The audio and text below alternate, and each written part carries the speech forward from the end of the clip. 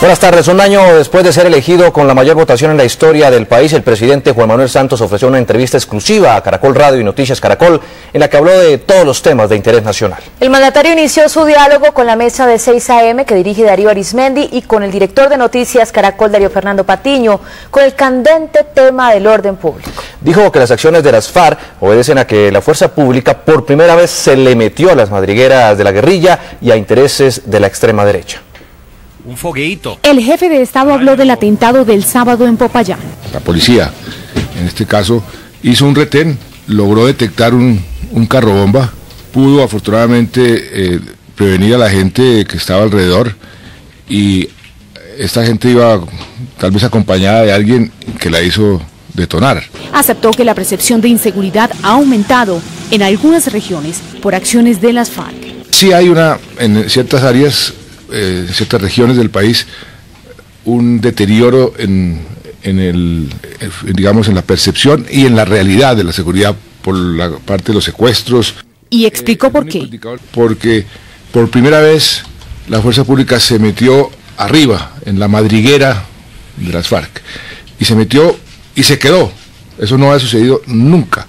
Ellos bajaron y están desesperados, viendo a ver cómo pueden atraer nuevamente la fuerza pública y sacarla de sus madrigueras. Anticipó también que los computadores del Mono Jojoy son pieza clave para más operaciones contra las FARC. Contienen información de inteligencia que si las FARC saben que nosotros tenemos esa información, van a cambiar sus procedimientos y su estrategia. También responsabilizó a la extrema derecha. Los asesinatos de los líderes que están pidiendo que se restituyan las tierras de los líderes campesinos. Gente que no quiere que el Estado entre a recuperar la tierra que fue mala vida. Ahí hay una mafia, una extrema derecha, que tiene que ver con los antiguos paramilitares, donde se juntan y que también están interesados en decir, uy, esto se vino abajo, hay caos. Entonces, coinciden los dos extremos para conspirar contra lo que yo llamo el centro optimista. Incluso mencionó una revelación que le hizo el congresista Miguel Gómez antes de salir del país por amenazas. Me decía, ojo, los informantes que tenemos nosotros nos dicen que eso se va a incrementar, porque quieren generar sensación de caos.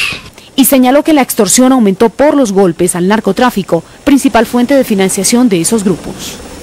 El mandatario también habló sobre la corrupción en las filas de la fuerza pública por la filtración de la mafia y negó que la moral de las tropas haya caído. Le voy a hacer una confesión. Para el presidente Juan Manuel Santos, uno de los principales retos que tienen las fuerzas militares es el de vencer la infiltración de las mafias en las filas. ¿Qué hacen las bandas criminales y qué hacen las mafias? Lo primero que hacen para poder operar es penetrar, es corromper. Dijo que el poder de la corrupción toca todas las esferas. Recordó una reciente operación en la que cayeron policías, marinos y hasta miembros de la justicia. Tenemos que hacer más contrainteligencia y ser más efectivos, porque esa corrupción que generan, y lo primero que hacen, repito, cuando comienzan a operar es eso, es ir a ver cómo se corrompe, y por supuesto el policía o el fiscal. En el extenso diálogo con Noticias Caracol, Caracol Radio y El Radar, Santos dijo que la moral de las tropas no ha cambiado, pero aceptó que hay sectores inconformes. Algunos que por supuesto, frente a ciertos fallos de la justicia han dicho y han protestado. También es cierto, eso no se puede esconder. Pero en términos generales, que como dicen algunos, que es que la moral del ejército está por el suelo, eso no es cierto. Santos dijo que tratará de mejorar los salarios en las tropas y fortalecer la justicia penal militar. El mandatario desmintió que existe un enfrentamiento entre santismo y uribismo y dijo que no cree que el expresidente vaya a ser candidato a la alcaldía de Bogotá. Para nada. El presidente Santos aseguró que no existe una confrontación entre el santismo y el uribismo. Esa es una contradicción en los términos.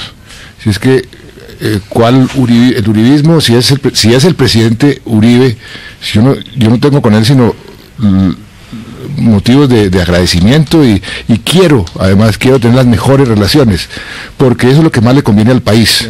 Y dijo que entiende las críticas que le hacen a su gobierno algunos uribistas.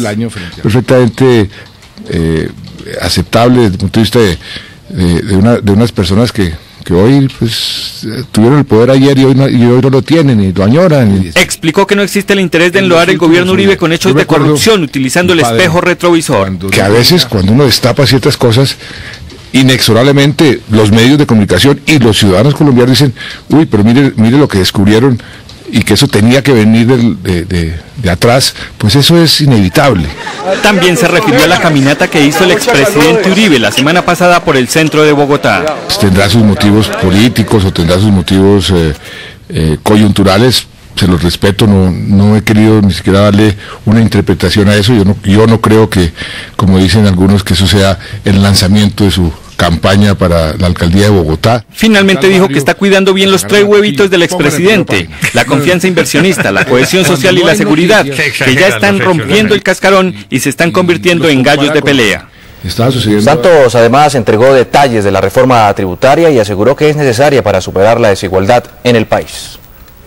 En materia económica, el presidente Santos empezó precisando sobre la controversia del aumento de las tasas de interés por parte del Banco de la República. Estamos, en cierta forma, creciendo demasiado rápido.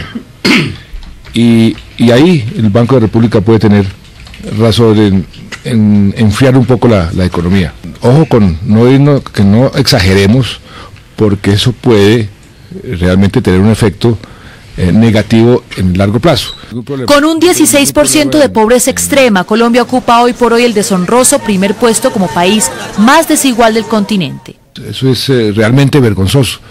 De manera que el plan de desarrollo, si hay algún énfasis, y en eso quiero hacer muy claro y muy enfático, si hay alguna prioridad, es la lucha contra la pobreza y la desigualdad. Calificó como una iniciativa populista la propuesta que cursa en el Congreso de modificar la fórmula que define la tarifa de la gasolina. No hay subsidio más regresivo, y eso está demostrado, que el subsidio a los combustibles, porque los combustibles, quienes los utilizan son los estratos más altos de una sociedad, y en la medida en que uno subsidie el combustible, le está quitando dinero a la inversión social, que tiene un impacto en la pobreza, que tiene un impacto en las desigualdades. O sea que quienes están haciendo populismo con esa iniciativa se están equivocando. También habló de una posible reforma tributaria. De pronto, si es necesaria, es para hacer de la estructura tributaria del país una estructura más amable a la inversión, más sencilla, más fácil de luchar contra la evasión. Entonces, si hacemos una reforma es en ese sentido, donde bajaríamos las tarifas, no las aumentaríamos, ampliaríamos la base y haríamos del sistema un sistema mucho más sencillo. De presentarse la reforma, se haría en la próxima legislatura, al cumplirse un año de su llegada al poder. Además de los anuncios en materia económica, se refirió al futuro de las relaciones con Venezuela y el TLC con Estados Unidos. Dijo que en 2 meses habrá tratado de libre comercio. En un tono visiblemente anecdótico, el presidente Santos explicó de dónde le salió la ocurrencia de llamar a Chávez su nuevo mejor amigo. Es una expresión, sobre todo en Estados Unidos, que usan mucho los pelados cuando se pelean y entonces se reconcilian y dicen, mire, le presento a mi nuevo mejor amigo, my new best friend. Enseguida justificó su pragmatismo al anteponer el interés del país al personal, tras limar las asperezas con quien fuera su archienemigo. A Colombia le ha convenido enormemente esta nueva política internacional. Yo creo que con el presidente Chávez hemos ido como generando confianza. Al mismo tiempo, les reiteró a los exportadores acordarse de que en Venezuela no hay libre comercio. A nuestros exportadores les hemos dicho en todas las formas, cambien el chip, cambien el paradigma. También se le vio muy entusiasta con la inminente aprobación del TLC con Estados Unidos, luego de la conversación del sábado con su embajador. Es que ya hubo un acuerdo, en principio, entre republicanos y demócratas. El viernes se cocinó ese acuerdo, ese escollo ya se resolvió, que el Tratado de Libre Comercio sea aprobado antes de agosto.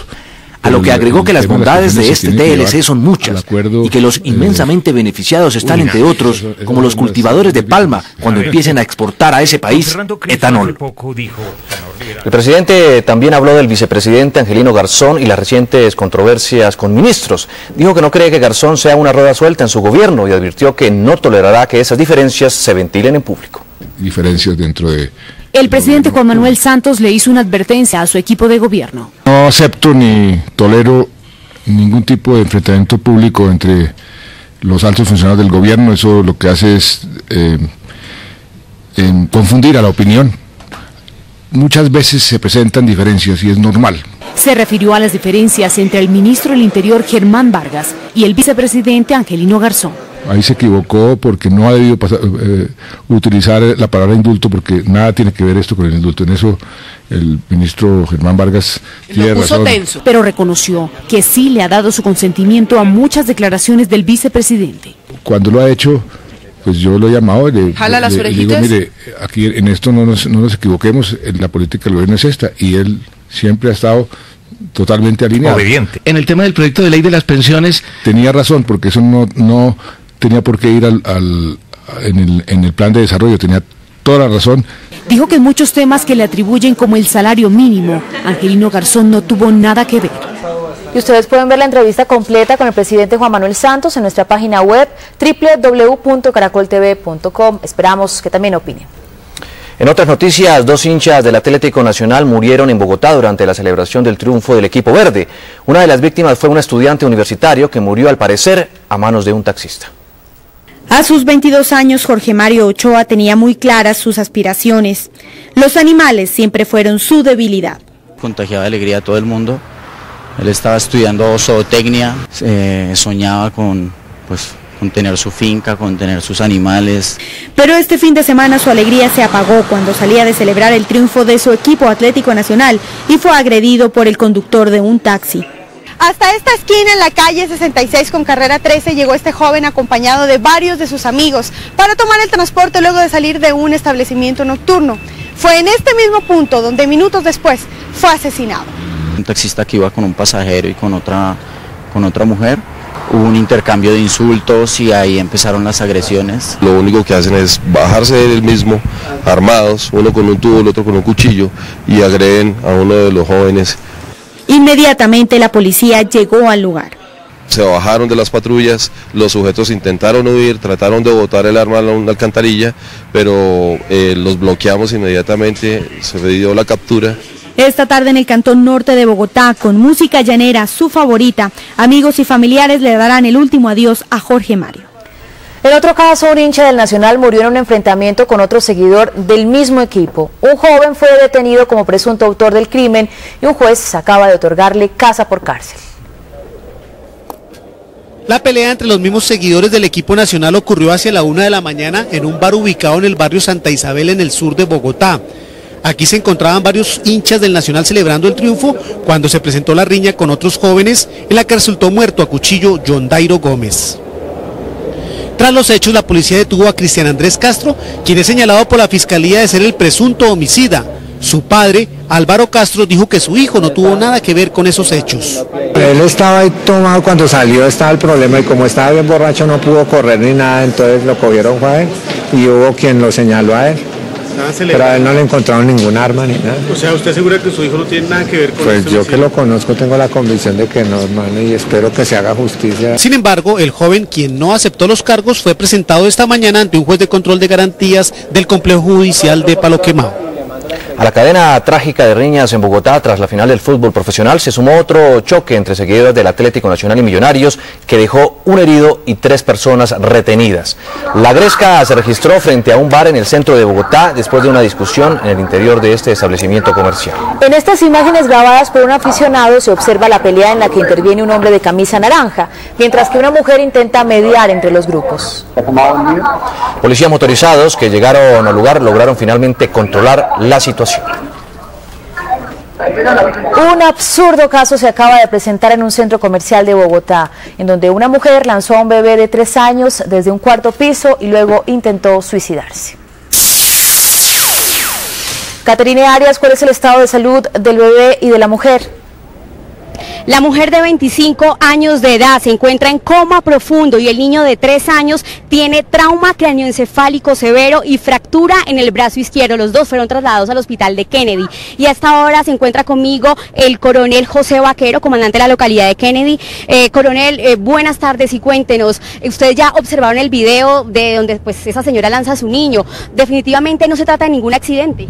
No, lamentablemente es un caso que sucede a las 10:50 de la mañana, donde una señora ingresa al centro comercial, sube al cuarto piso, ahí funcionan casas de cambios y unas EPS. De un momento a otro, lamentablemente, esta señora toma la decisión de botar un menor de edad de 3 años, lo bota al vacío y posteriormente se bota esta señora al vacío también. Inmediatamente el centro comercial activa los protocolos de seguridad, se le prestan los primeros auxilios y en estos momentos tanto la señora como el menor de edad están en el hospital de Kennedy siendo valorados y estamos a la espera de un comunicado oficial de los médicos. Muchas gracias, coronel. Hasta el momento pues no ha aparecido ningún familiar de estas dos personas. Desde el Centro Comercial Plaza de las Américas, sur de Bogotá, Caterine Arias, Noticias Caracol. Gracias por la información, Caterine. Desesperados se encuentran los habitantes de 5 municipios del Atlántico por la falta de agua potable. Lo más grave es que varios de estos municipios también están sin energía eléctrica. La situación es muy delicada si se tiene en cuenta la ola de calor que ha llegado incluso a los 40 grados. A este caño de aguas estancadas llegan habitantes de Sabana Grande Atlántico a bañarse, pues ya completan 3 días sin agua potable. ¿Y para cocinar por qué? No podemos ir al río porque está lejos. Pero está enfermando mucho a los niños con fiebre. La situación, dicen, es insoportable si se tiene en cuenta la temperatura que se registra por estos días. Los niños paran todo el día ahí tirándose en ese barrial que está ahí, porque eso es completamente un barrial. Como si fuera poco, también están sin energía eléctrica. Porque se nos va el agua y la luz inmediatamente quedamos vean. La misma situación se vive en otros 4 municipios del Atlántico. La empresa prestadora del servicio reportó a través de este comunicado de prensa que las frecuentes y extensas fallas en el circuito eléctrico ha afectado a esta planta de tratamiento de Sabana Grande, que suministra agua a los municipios de Santo Tomás, Polo Nuevo y Baranoa. Rafael Fernández, alcalde del municipio de Sabana Grande, manifestó que esta situación se les salió de las manos. La Procuraduría o la Contraloría en este caso intervenga, ¿cierto?, para que ver y llamar por lo menos a un sano juicio a estas empresas que deben garantizar los servicios públicos. Electricaribe emitió un comunicado en el que aseguran que están trabajando para superar cuanto antes este problema. La policía capturó en Medellín a una mujer sindicada de asesinar a sus 2 esposos para cobrar los seguros de vida. Sandra Natalie Giraldo, alias Chucky, fue capturada en un centro comercial de la capital antioqueña tras 17 meses de seguimiento. Giraldo duró casada con su primer esposo 1 año y medio y tras enviudar volvió a casarse, pero esta unión solo duró 20 días. Según el comandante de la policía de Antioquia, alias Chucky, planeó los homicidios con 2 sujetos que también fueron capturados. Fue así como a uno de ellos lo llevaron a Santa Marta y lo empujaron por un peñasco, pero este no murió, pero posteriormente lo asesinaron para que no los delatara. Y al último lo llevaron al Peñón, a la represa a acampar. Allí inicialmente conocimos el caso por ahogamiento del sujeto.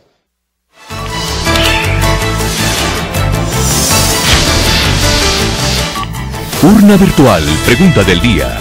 ¿Cree usted que los más recientes ataques de las FARC son producto de su acorralamiento, como lo afirma el presidente Juan Manuel Santos? ¿Sí o no? Responda a www.caracoltv.com, www.elespectador.com. Resultados mañana en nuestra emisión de noticias de las 6:30 de la mañana.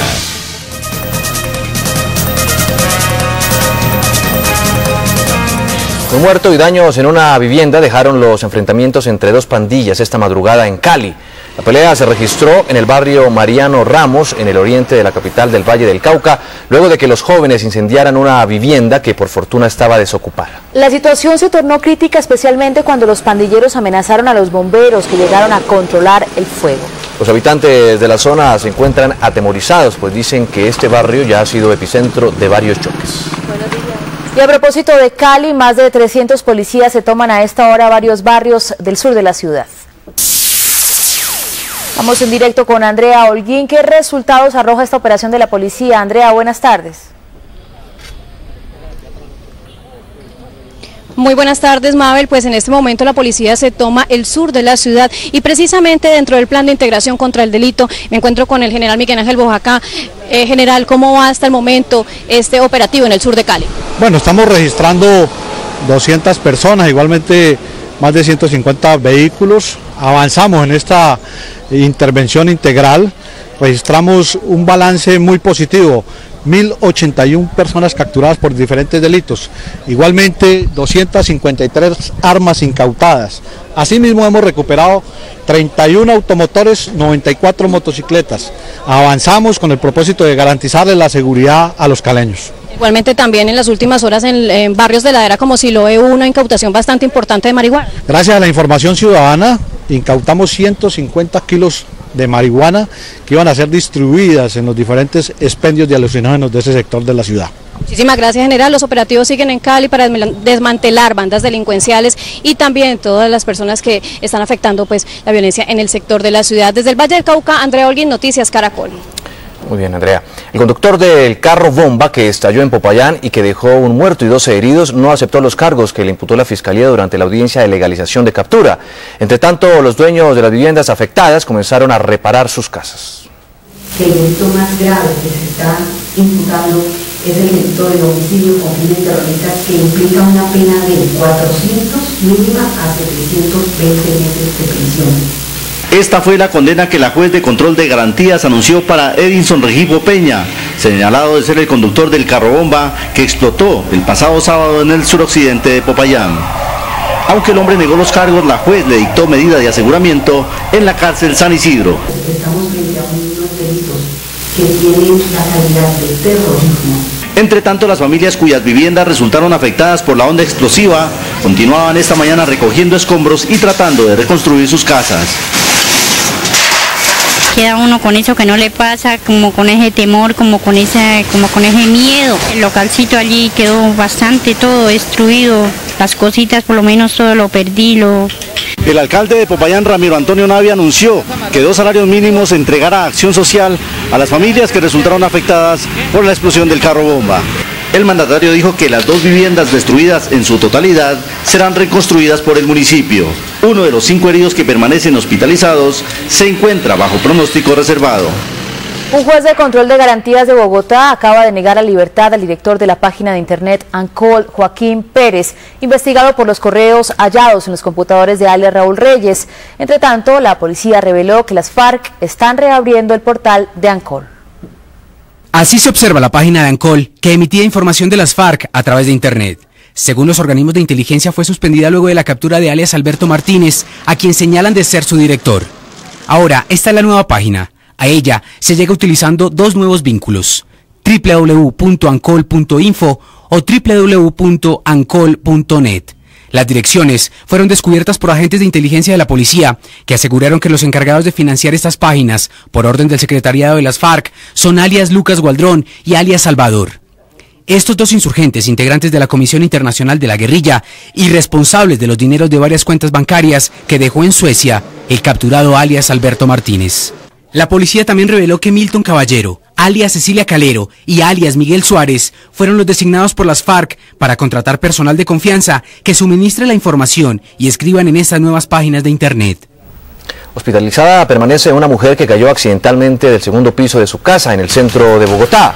Según sus familiares, la víctima de 35 años trató de salir de su habitación por una ventana debido a que se había quedado encerrada, pero perdió el control y cayó al patio. La mujer fue trasladada al Hospital San Rafael con traumas en la cadera y en las piernas.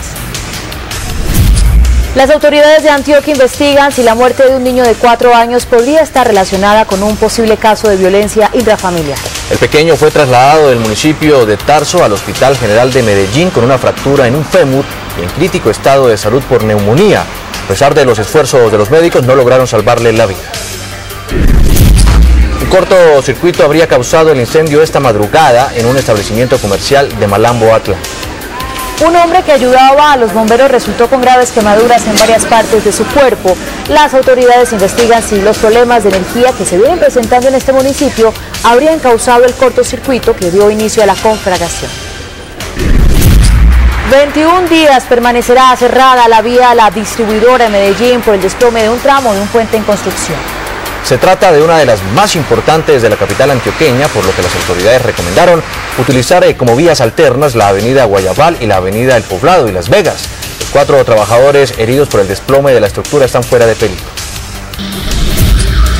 Fue capturado en Bogotá un presunto guerrillero de las FARC, señalado de por lo menos 11 atentados contra el servicio público en Bogotá.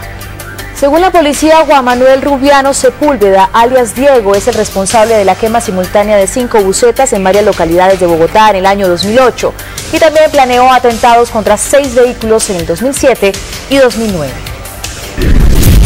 173 conductores fueron sancionados en Manizales durante operativos realizados el fin de semana por infringir las normas de tránsito. 45 vehículos fueron inmovilizados, 16 de ellos porque sus conductores estaban manejando en estado de embriaguez. Hasta esta tarde tienen más de 187.000 personas que habían entregado sus dineros a la pirámide DMG para inscribirse ante la Superintendencia de Sociedades y recuperar parte de sus recursos. Escuchen bien, los reclamantes deben ingresar a la página www.supersociedades.gov.co y aceptar que quieren hacer parte de la distribución de bienes incautados. En total serán repartidos 14.098 millones de pesos en efectivo y 28.000 millones de pesos en bienes muebles e inmuebles. La Fiscalía llamó hoy a responder en juicio al exsubdirector del DAS, José Miguel Narváez, por el asesinato del periodista Jaime Garzón. La decisión fue adoptada por un fiscal de la Unidad de Derechos Humanos luego de recaudar pruebas que comprometen a Narváez en el crimen del humorista ocurrido el 13 de agosto de 1999. Narváez es acusado del delito de homicidio agravado en calidad de presunto determinador.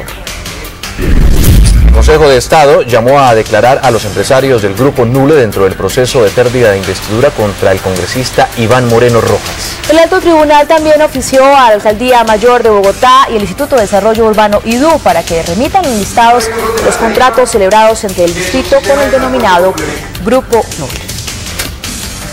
Y les tenemos más noticias. 2 estudiantes ambientalistas de Cartagena convirtieron lotes abandonados en minigranjas productivas.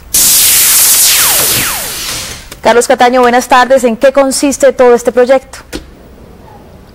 Buenas tardes. Pues lo que cultivan esos estudiantes aquí son básicamente especies ornamentales, medicinales y alimenticias. Por ejemplo, en unas mini granjas como estas que antes eran unos auténticos basureros y vertederos de escombros, hoy están convertidos en unas granjas productivas de donde se alimenta gran parte de la comunidad.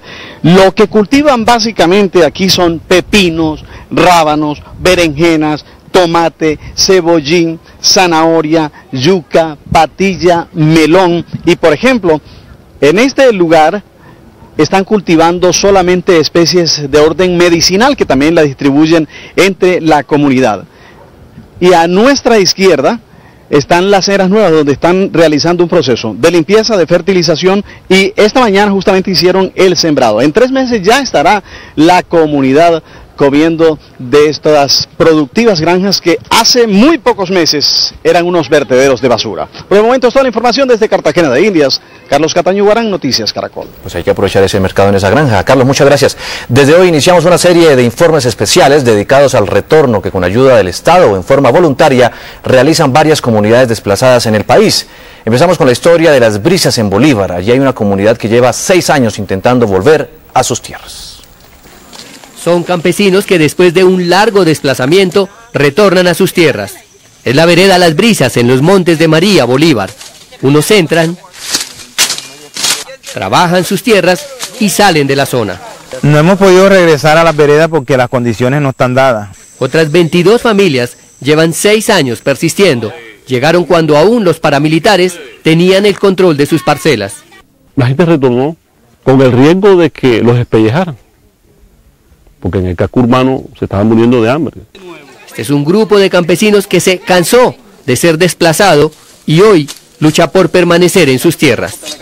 A las 7 de la noche, este informe.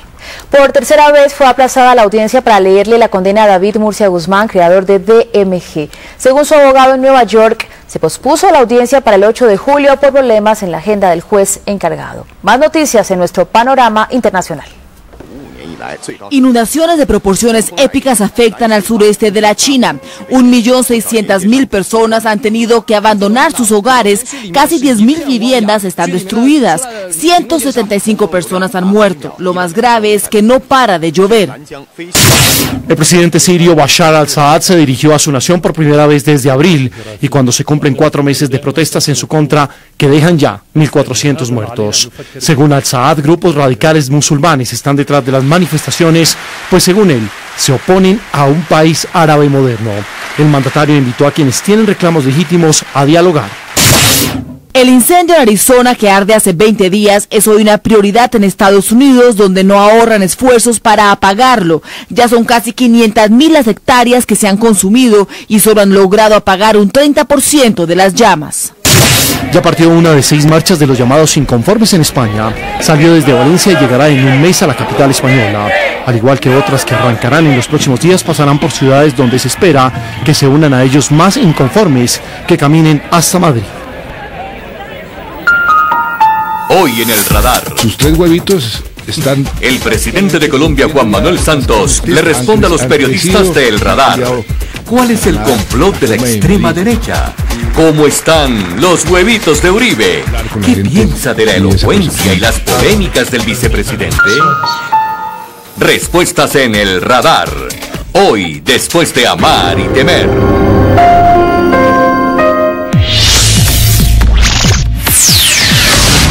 ¿Qué balance hace usted del gobierno de Juan Manuel Santos? Cuéntenos en @NoticiasCaracol y vea algunos de los mensajes mañana a las 6:30 de la mañana.